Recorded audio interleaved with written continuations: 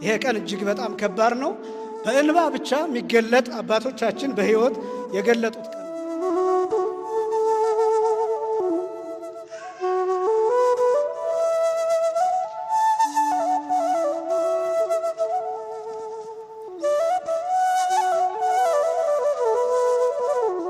ከ6 ሰዓት ጀምሮ እስከ 9 ሰዓት ድረስ እነዚህ ነገሮች በአጭሩ የተከናወኑበት ነው። ቅዱስ ጳውሎስ የተሰቀለውን ክርስቶስን እንሰብካለን ብሎ ሲናገርም እነዚህን መከራዎች ነው። ቤተክርስቲያን ዕለት ዕለት ይህንን መከራ ትገልጠዋለች። ይሄ መከራ ለሁላችን የተሰጠ ነው። በሕይወትም እንገልጠው ነው።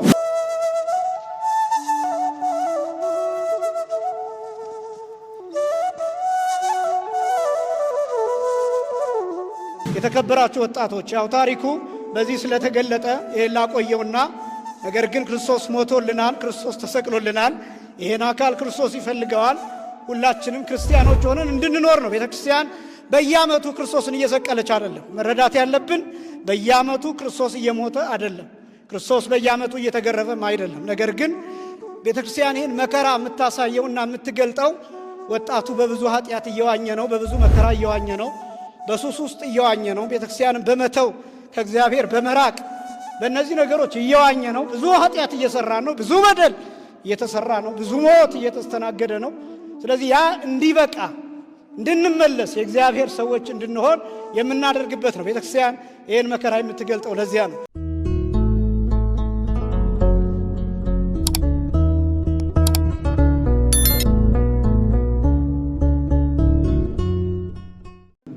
ወንህነሰ ንሰብክ ክርስቶስሃ ዘተሰቅለ፣ እኛ ግን የተሰቀለውን ክርስቶስን እንሰብካለን። የቅዱስ ጳውሎስ መልእክት አንደኛ ቆሮንቶስ ምዕራፍ 1 ቁጥር 23 ላይ የሚገኝ ቃል ነው። በዚህ መነሻነት ለውስን ደቂቃዎች በነገረ ስቅለቱ ዙሪያ ቆይታ እናደርጋለን። የዛሬው በዓል በተወሰኑ ደቂቃዎች ብቻ ሳይሆን በዕድሜ ልክም የሚገለጥ አይደለም። በብዙ ብቃትም ቢሆን በትልልቅ ቃላትም ቢሆን በተመረጡ ቃላት በተመረጡ መጽሐፎችም ቢሆን የሚገለጥ አይደለም። የዛሬው በዓል ሰሞኑን ስንመለከተው እንደነበር ነው። በአጠቃላይ ይቺ ቅድስት ቤተ ክርስቲያን ሰሙነ ሕማማት ብላ የመከራዎች ሳምንት፣ የመከራዎች ሰሞን፣ የመከራዎች ወቅት ብላ እነዚህን ሳምንታት እያሰበች ትገኛለች።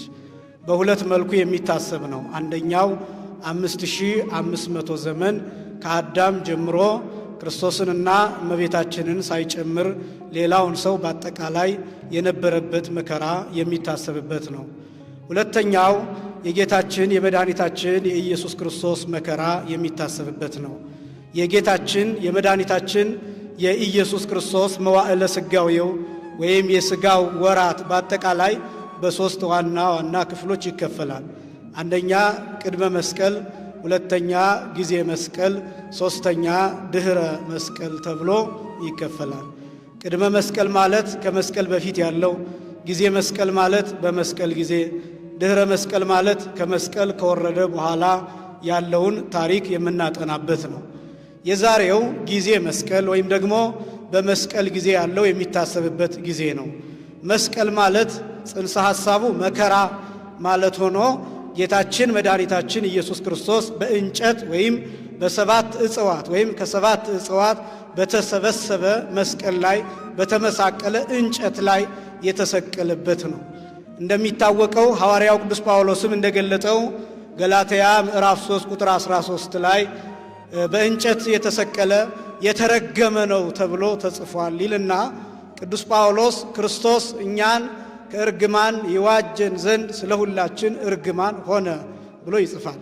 እና ይሄ ቀን በጣም ብዙ ቃላትን የፈለገ ያህል ብንሰበስብ መግለጥ የማንችለው ክርስቶስ የመከራ መልኩ እጅግ በጣም ከባድና ከመገለጥ ከቋንቋ በላይ ስለሆነ ነው።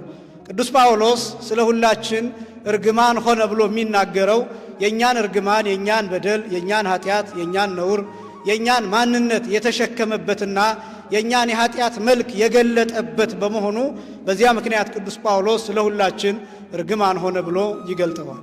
ይሄ ዓርብ በአጠቃላይ የጌታችን የመድኃኒታችን የኢየሱስ ክርስቶስ መስቀል ወይም ነገረ መስቀል በ18 ሰዓታት የተከፈለ ነው። ከሐሙስ ማታ ወይም ከሐሙስ ምሽት 3 ሰዓት ጀምሮ እስከ ዓርብ ቀን 9 ሰዓት ድረስ ጠቅላላ 18ቱ ሰዓታት የመስቀል ሰዓታት ተብለው የሚታወቁ ናቸው። አንደኛው ከዕፀ መስቀሉ ጋር የተገናኘ ሲሆን ሁለተኛው ግን መከራ መቀበሉን ብቻ የሚመለከት ነው። የሌሊቱ 9 ሰዓት ነው፣ የቀኑ 9 ሰዓት ነው። ከማታ ከሐሙስ ምሽት 3 ሰዓት ጀምሮ እስከ ዓርብ ጠዋት እስከ 12 ሰዓት ድረስ ያለው 9 ሰዓት ይሆናል። ከ1 ሰዓት ጀምሮ እስከ ቀኑ 9 ሰዓት ድረስ ያለው 9 ይሆናል።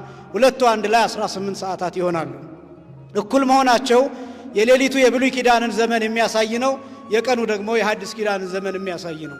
ሐዋርያው ቅዱስ ጳውሎስ በሮሜ መልእክቱ ኦሪትን ሌሊት ብሎ ወንጌልን ቀን ብሎ ይገልጣል። ወናሁ ሐለፈት ሌሊት ወመጽአት መዓልት፣ እነሆ ሌሊት ኦሪት አልፋለች፣ ብርሃን ወንጌል፣ ቀን ወንጌል፣ መዓልት ወንጌል መጥታለች ብሎ ቀኒቱን በወንጌል መስሎ ይናገራል። እና ሌሊቱ የኦሪት ምሳሌ፣ የብሉይ ኪዳን ሰዎች ምሳሌ፣ ቀኑ ደግሞ የሐዲስ ኪዳንና የሐዲስ ኪዳን ሰዎች ምሳሌ ነው።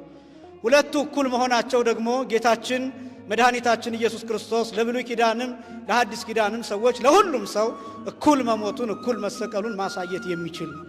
የዓርብ ሰዓታት በጠቅላላ ከአዳምና ከሔዋን ዘመን ጋራ፣ ከአዳምና ከሔዋን መፈጠር ጋራ፣ ከአዳምና ከሔዋን መውደቅና መነሳት ጋራ የተገናኘ ነው። 1 ሰዓት፣ 3 ሰዓት፣ 6 ሰዓት፣ 9 ሰዓት፣ 11 ሰዓት እንደሰማችሁት ምንባቡ የዛሬ ብቻ አይደለም። የሰኞም የማክሰኞም የረቡዕም የሐሙስም እንዲሁ ነበር። የዛሬው የ1 ሰዓት፣ የ3 ሰዓት፣ የ6 ሰዓት፣ የ9 ሰዓትና የ11 ሰዓት ምንባባትና የሚደርሰው ኪርያላይሶን የሚደርሰው ለካህይ የሚደርሰው አጠቃላይ ስርዓት ጌታችን መድኃኒታችን ኢየሱስ ክርስቶስ በእነዚህ ሰዓቶች ያደረገው ነገር ስላለ ነው። በመጀመሪያው ጠዋት በነግ ማለት ነው ወደ ሊቃነ ካህናቱና ወደ ሕዝቡ ሽማግሌዎች የቀረበበት፣ 3 ሰዓት ወደ ጲላጦስ የቀረበበትና ፍርድ የተሰጠበት፣ 6 ሰዓት የተሰቀለበት፣ 9 ሰዓት የሞተበትና 11 ሰዓት አካለ ሥጋው ወደ መቃብር የወረደበት ሰዓት ነው። እነዚህን ሰዓታት ጠብቀን ኪርያላይሶን እናደርሳለን። እነዚህ ሰዓታት እስከምን የተገኙ ናቸው ቢባል 1 ሰዓት አዳም የተፈጠረበት ነው፣ ነግ ማለት ነው። በሳምንቱ ሔዋን ከአዳም ተገኝታለች፣ 3 ሰዓት ማለት ነው። 6 ሰዓት አዳምና ሔዋን ዕፀ በለሱን የበሉበት የበለሱን ፍሬ ወደ አፋቸው ያስገቡበት ነው። 9 ሰዓት በሌላ ጊዜ በሳምንቱ ማለት ነው የተባረሩበት ነው ከገነት። 11 ሰዓት ግን ዕፀ በለስን በበሉበት ቀን እግዚአብሔር አይቴሃለሁ ከአዳም አዳም ሆይ ወዴት አለህ እያለ አዳምን ፍለጋ ኮቴ እያሰማ የተገለጠበት ነው። እነዚህ ሰዓታት በአጠቃላይ በዚች ቤተክርስቲያን በኪርያላይሶን የሚታሰብበትና ክርስቶስም ይህን ያደረገበት ምክንያት ይሄ ነው። ከማታ ሐሙስ ከምሽቱ 3 ሰዓት ጀምሮ ከጸሎቱ ጀምሮ የጌታችን የመድኃኒታችን የኢየሱስ ክርስቶስ ጭንቅና መከራ የሚጀምረው ከዚያ ጀምሮ ነው። ቅዱስ ሉቃስ በስፋት ይገልጠዋል። የሉቃስ ወንጌል ምዕራፍ 22 ከቁጥር 40 ጀምሮ ስንመለከት እየተመላለሰ አንድ ጸሎት ይጸልይ ነበር። እሱም ጸሎት አባ አይልፋ ለዛቲ ጽዋ እምኔየ፣ አባት ወይ ይህች ጽዋ ከኔ አሳልፋት የሚል 3 ጊዜ እየተመላለሰ ይህንኑ ቃል እየተናገረ ይጸልይ እንደነበረ ቅዱስ ሉቃስ ገልጦታል። ሁኔታውን ሲገልጠው ይጸልይበት የነበረበትን ሁኔታ ሲገልጠው ወኮነ ሀፉ ከመነጸፍጻፈ ደም ዘይወርድ በምድር ይላል። ወደ መሬት እንደሚወርድ ወዙ ላቡ እንደ ደም ነጠብጣም ነበር፣ መሬት ላይ ይፈስ ነበር። አፈሩን ጭቃ እስኪያደርገው ድረስ ከላዩ ላይ ወዝና ላብ ይፈስ ነበር ይላል። ይህንንም ቅዱስ ቄርሎስ ሲተረጉም ለምንድነው ይህንን ወዝ ይሄ ላብ ይፈስ የነበረው ቢባል አዳምን ብላ በሀፈ ገጽከ ከፊትህ በሚወጣ ወዝ ተንጠፍጥፎ ላብህ ፈሶ ብላ፣ ወጥተህ ወርደህ ጥረህ ግለህ እሾህ ወግቶ እንቅፋት መጥቶ ብላ ብሎ ረግሞት ነበርና ያንን መርገም ሊሸከምለት እንደመጣና እንደተሸከመለት ለማጠየቅ ነው ብሎ ቅዱስ ቄርሎስ ይተረጉማል። እንግዲህ ከዚያ ሁኔታ ጀምሮ እንዲያውም በማቴዎስ ወንጌል ምዕራፍ 26 ቁጥር 39 ጀምሮ ደግሞ ብንመለከት ተከዘት ይላል፣ ነፍሴ እስከ ለሞት ይላል። ነፍሴ እስከ ሞት ድረስ አዘነች ይላል፣ ተጨነቀች ይላል። እንግዲህ ትካዜውን ተመልከቱት፣ ሐዘኑን ተመልከቱት። የሚያስጨንቀው እስከ ሞት ድረስ ነው። ገና ተገርፎ አይደለም፣ ተደብድቦ አይደለም፣ ገና መስቀል ተሸክሞ አይደለም፣ ወድቆም አይደለም፣ በጥፊም ተመቶ አይደለም። ግን ገና እየጸለየ ባለበት ገና መከራውን እያሰበ ገና ስቃዩን እያሰበ ገና በመስቀል ላይ የእኛን የኃጢአት ጽዋ እንደሚጠጣ መርገማችንን እንደሚሸከም ስለሚያውቅ አስቀድሞ ነፍሱ እስከ ሞት ድረስ ትጨነቅ ነበር። እንግዲህ አስቀድሞ የመከራውን ጽናት የሚያሳየው ከዚህ ጊዜ ጀምሮ ነው። ከዚያ በኋላ በጌታችን በመድኃኒታችን በኢየሱስ ክርስቶስ መከራ በዙሪያው በኢየሩሳሌም ያሉ ከሮማውያን ወታደሮች ጀምረው በመከራው ያልተሳተፈ የለም። ክርስቶስን ያልመታ የለም። ክርስቶስን ያልሰደበ የለም። ክርስቶስ ላይ ምራቁን ያልተፋ የለም። በተሰቀለም ጊዜ በመስቀሉ ላይ እንዳለ ክርስቶስን ያልነቀፈ ያላሽሟጠጠ የለም። ፍጥረታት በአጠቃላይ እነዚህ ግዑዛን የምንላቸው ፍጥረታት በማክበር ለጌታችን ለመድኃኒታችን ለኢየሱስ ክርስቶስ ሰግደዋል። ፍጥረት ጸጥ ያለበት ጊዜ ነው ይሄ ቀን አዳም የተፈጠረበት ነው መጀመሪያ ማለት ነው። እንደገና ሁለተኛ የተሰራበት ነው። አስቀድሞ ፍጥረት የተጠናቀቀበት ነው። እንደገና ይሄ ቀን ፍጥረት በሙሉ እንደ አዲስ የተሰራበትና የታደሰበት የተለወጠበት ነው። በተለይም ደግሞ አሁን ያለነው የስድስት ሰዓቱን አንበን ጨርሰን ስለሆነ እሱን ብቻ በጥቂቱ አሳይቼ ጨርሳለሁ። ከስድስት ሰዓት ጀምሮ ከቀኑ 6 ሰዓት ጀምሮ እስከ 9 ሰዓት ድረስ ያለው ጊዜ ጌታችን መድኃኒታችን ኢየሱስ ክርስቶስ መስቀል ላይ አስደናቂ ነገሮችን የሰራበት ሰዓት ነው።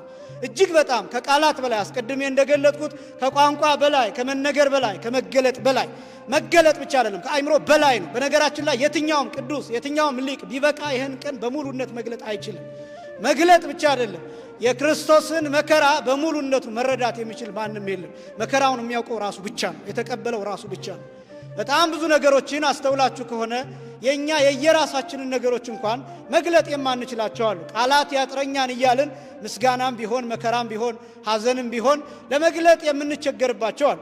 የክርስቶስ መከራ ራሱ እንኳን መጥቶ ቢነግረን ላይገባን ሁሉ ይችላል። ራሱ ክርስቶስ መጥቶ ቢነግረን የሚያውቀው እሱ ጋር ብቻ የቀረ እሱ ብቻ የተሸከመው እሱ ጋር ብቻ የሆነ ስሜቱ እሱ ጋር ብቻ የቀረ ስቃዩ እሱ ጋር ብቻ የቀረ መከራው እሱ ጋር ብቻ የቀረ እሱ የተሸከመው እሱ የሚያውቀው እሱ የተረዳው እሱ በተግባር የገለጠውና የሆነው እሱ ጋር ብቻ የቀረ ያልተገለጠ በእመቤታችን ልብ ተወስኖ ያለ ከዚያ ቀጥሎ ደግሞ በጥቂት ቅዱሳን እንዲህ ሆኖ ያለ እኛ ግን መግለጥ የማንችለው መከራ በየአይነቱ በጣም ብዙ ነው። ጸዋትወ መከራ እንዲያውም ድርሳነ ማህየው በተወሰነ መልኩ ለመቁጠር ይሞክራል። እነዚህ መከራዎቹን ጥፊውን የብቻ ቡጢውን የብቻ ጅራፉን የብቻ እንዲያረገ እየቆጠረ ጠቅላላ ጌታ የተቀበለው መከራ 19125 ነው ይላል። ይሄ እንግዲህ የተቆጠረው ነው። ይሄ ዮሐንስ ወንጌላዊ የቆጠረው ቤርዜሊ ቤርዜዳ ሜልቴዲ መልቴዳ ተብለው የሚጠሩት ሴቶች ራቅ ብለው ይከተሉት የነበሩት ቅዱሳት አንስት እነ ሰሎሜ በትንሹ ያዩትና የተመለከቱት ነው። ስቃዩን ማንም ሊናገረው ማንም ሊቆጥረው አይችልም። የተቆጠረው ግን 19125 መከራ አይሁዳውያን አድርሰውበታል ይላል። ይሄ የሚቆጠረው ነው። የማይቆጠረው ደግሞ ክርስቶስ በመስቀል ላይ ሆኖ በእኛ በደል የደቀቀው መድቀቅ ደግሞ ይሄ የማይነገር ነው። ነቢዩ ኢሳይያስ በትንቢተ ኢሳይያስ ምዕራፍ 53 ከቁጥር 1 ጀምሮ ያው እንወደው ዘንድ ይላል ደምግባት የለውም ይላል ጠቁሯን ይላል። ጌታችን መድኃኒታችን ኢየሱስ ክርስቶስ የእኛን በደል የእኛን ነውር የእኛን ኃጢአት በተሸከመ ጊዜ ጠቁሯል፣ መልኩ ጠፍቷል፣ እስከማይታወቅ ድረስ ተገርፏል፣ ደሙ ይፈሳል፣ መከራው አለ። ደግሞ ረቂቅ በሆነ መልኩ የእኛ በደል እሱ ላይ አርፎባት ጫንቃውን እያደቀቀው ሽንጡን እያደቀቀው አካሉን ጨርቅ እያደረገው 3 ሰዓታት ቆይቷል። ቶሎ ያልሞተበት ምክንያት ይሄ ነው። እነዚህ 3 ሰዓታት ይህን የሚሰራበት ሰዓት ነበር። ዓለምን እንደገና የሚሰራበት ምድር እንደገና የምትታደስበት። በዚያ ጊዜ የታከመው የሰው ልጅ ብቻ አይደለም፣ ፍጥረት በሙሉ ነው። 4ቱ ባህሪያት ነፋስ፣ እሳት፣ ውሃ፣ መሬት እነዚህ በሙሉ ምክንያቱም ምድር በአዳም የተነሳ ተረግማ ነበር። እንደምታውቁት ርግምተ ትኩን ምድር በእንቲአከ በአንተ የተነሳ ምድር መሬት የተረገመች ትሁን ተብላ ምድር ተረግማለች። ድንጋዩ ተረግመዋል፣ እጽዋት ተረግመዋል፣ ውሃው ተረግመዋል፣ ነፋስ ተረግመዋል። ጠቅላላ 4ቱ ባህሪያት በሙሉ ተረግመዋል። እንስሳት፣ አራዊት በሙሉ ተረግመዋል። ክርስቶስ በተሰቀለበት ጊዜ ይሄ ሁሉ ፍጥረት እንደገና እየታደሰ እንደ አዲስ ተቦክቶ እየተጋገረ የነበረበት ሰዓት ነው ያ ሰዓት። ስለዚህ ክርስቶስ መስቀል ላይ በበደላችን እየደቀቀ የቆየበት ሰዓት ነው ከ6 ሰዓት ጀምሮ። 6 ሰዓት ለምንድን ነው አካሉ ከመስቀል ጋር የተገናኘው ቢባል አስቀድሜ እንደገለጥኩት አዳምና ሔዋን የበለሱን ፍሬ ወደ አፋቸው ያስገቡት ልክ 6 ሰዓት ነው። ከዛፉ ጋር የተገናኙት ከፍሬው ጋር የተገናኙት ከእጹ ጋር የተገናኙት ልክ ከቀኑ አርብ ቀን ማለት ነው 6 ሰዓት ላይ ነው። ክርስቶስ ለአዳምና ለሔዋን እንደ ካሰ ለማጠየቅ ተራቁቶ ሙሉ ራቁቱን ሆኖ የተመሳቀለው እንጨት ላይ 7ቱ እጽዋት ላይ ገላው ያረፈው ልክ 6 ሰዓት ላይ ነው። አዳምና ሔዋን የበለሱን ፍሬ በበሉበት ቅጽበት በዚያ ሰዓት ራቁታቸውን እንደሆነ አወቁ ይላል። ከዚያ መተፋፈር ጀመሩ ይላል። ክርስቶስ 6 ሰዓት ላይ ራቁቱን ሆነ፣ ሙሉ ራቁቱን ወንድነቱም ጭምር እየታየ መስቀል ላይ ተራቆተ። አዳምና ሔዋን ስለበሉት ፍሬ ፋንታ ክርስቶስ መስቀል ላይ ስለነሱ ተሰቀለ። ስለ ሁላችን መስቀል ላይ ሰውነቱ አረፈ። ራቁቱን መስቀሉ ላይ ማረፉ ብቻ አይደለም። 5 ችንካሮች ከነርቭና ከደም ስሩ ጋራ የሚገናኙ ችንካሮች እጁ ላይ እንዲያርፉ ተደርገዋል። እነዚህን ነገሮች መግለጽ አይቻልም። እውነት ለመናገር ይሄ ቀን